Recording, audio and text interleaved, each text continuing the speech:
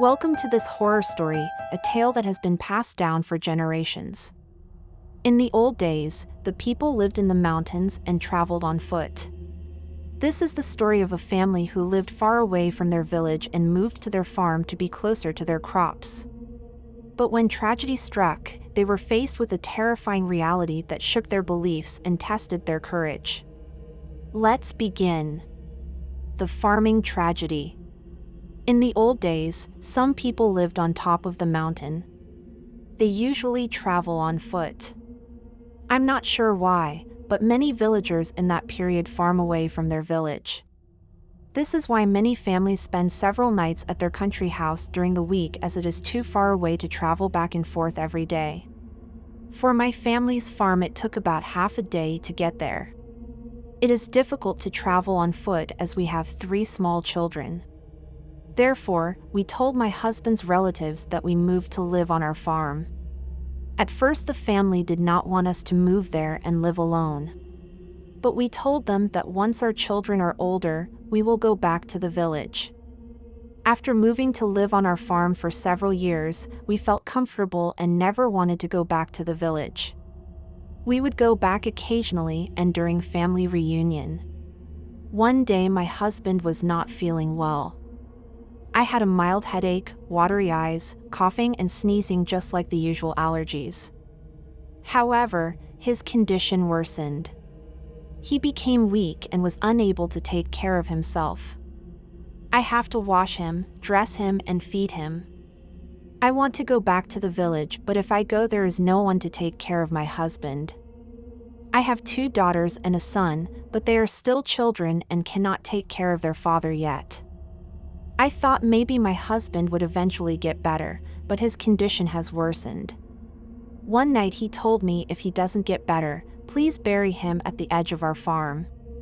He wants to be closer to us so he can take care of us, as we live a long way from the city. I told him not to tell, and I think he will heal sooner or later. The next day, after feeding my husband in the morning, I told him that I would rush back to the village to inform his relatives. After that, I told my 3 kids to stay with their father and that I'd come back at the end of the day. That day, I returned to the village to inform my husband's family and relatives of his condition. However, it was harvest season, so everyone was busy. They told me that they will come to see my husband in a few days. When I returned from the village before sunset, I saw my 3 children outside the house. They told me his father was dead. I entered the house and saw him in bed. His face was pale yellow and he wasn't breathing. No matter how hard I tried to wake him up, he didn't answer. When I touched his hands, he was already stiff. Our people believe to have a history of being resurrected as zombies after death. Knowing this fact, I tied his arms to his body and his ankles together using grass ropes. That night, I prepared a place on the floor for me and my 3 children to sleep.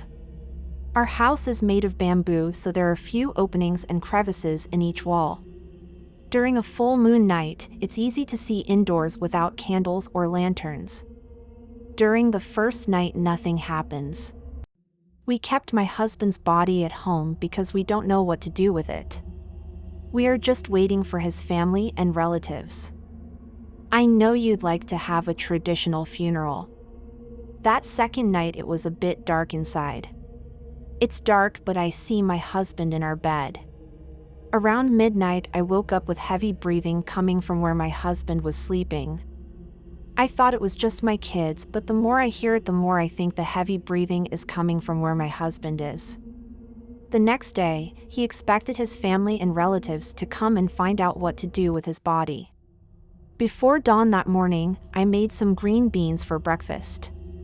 My youngest son was still asleep while his 2 older sisters started the morning by helping me on the farm. After dawn, I saw my son running towards us and calling me. When he got to me, he was pale as a ghost. He told me that while he was still sleeping, he saw his father get up, jump into the kitchen, and eat some green beans off the table. I told him to stop lying, but he said he actually saw his dad get up to eat some green beans. I told her to stay there with her two sisters on my way home. When I walked in, my husband was still in the same place I left him. I thought maybe my son was just dreaming before.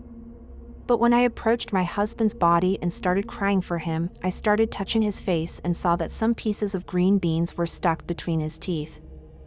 I panic. I hope your family and relatives come that day. At sunset, there was no sign of my husband's family or his relatives. My husband's body is already starting to smell. We thought maybe just one more night and the next day his family and his relatives will show up. There was a full moon that night. I can see my husband's body best in our bed in the moonlight from outside. It was hard to sleep that night with the smells in the house. It was around midnight when I woke up with heavy breathing coming from my husband's body. I thought to myself again that maybe the heavy breathing is one of my kids. Then I heard that my husband started grinding his teeth like when he was still alive. When I looked at it, I could see a facial movement. He then turned his head to look at me and was blinking at me. Then I heard him say, "Wife, I am cold. Please give me a blanket." I got scared and covered my head with the blanket. When I peeked to look at him, he was still looking at me. That night I could not sleep. Before dawn, I saw him put his head back as it was before. My husband's body was very decomposed that day. His body starts to swell. His tongue swells out of his mouth. His skin appears to be a bluish-green color. The smells were intolerable. It's been a few days, so I thought your family and relatives would come. But by sunset there was no sign of his family and relatives. I'm afraid of what might happen that night, so I asked my 3 children to help me get their father out. We took him outside with a blanket and put him at the edge of the farm. That night I cleaned our bed. Our bed was made of bamboo, so it's easy to clean and clean. My 3 children and I slept in the bed that night. I slept next to the wall. At midnight, I woke up to a scraping noise coming from the corn part of our farm. I look out through the cracks in our bamboo wall. After a while, I saw something come out of the corn. It was a clear night sky, so I can see exactly what that thing was. He was my husband. I got really scared when I saw him crawling up to the wall where I was. Then he said, "Wife, I'm very hungry. Will you bring me something to eat?" I didn't answer. I got scared and I don't know what to say. I want you to think we're not in and I hope it goes away. But somehow it seems he knew we were inside and that I was sleeping on that side of the wall. So he said, "Wife, I'm very thirsty. Can you get me something to drink?" I didn't answer. After a while he said, "Wife, I'm cold. Will you bring me a blanket?" So I told him through the wall, "You're already dead. Please don't do this to us." After a while I heard him crawling around the house.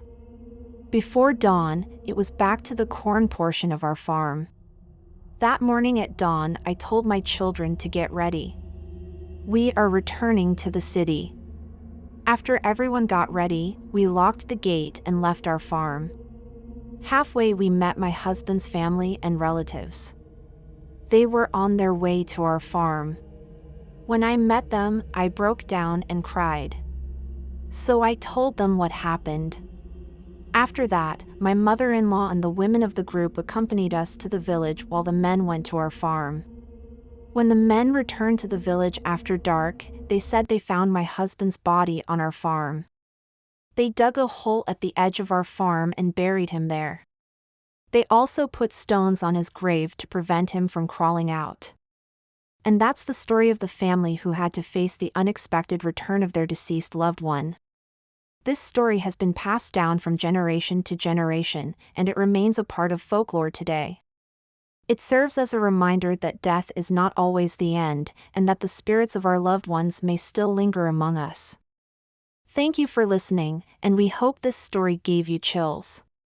Don't forget to like, subscribe and share.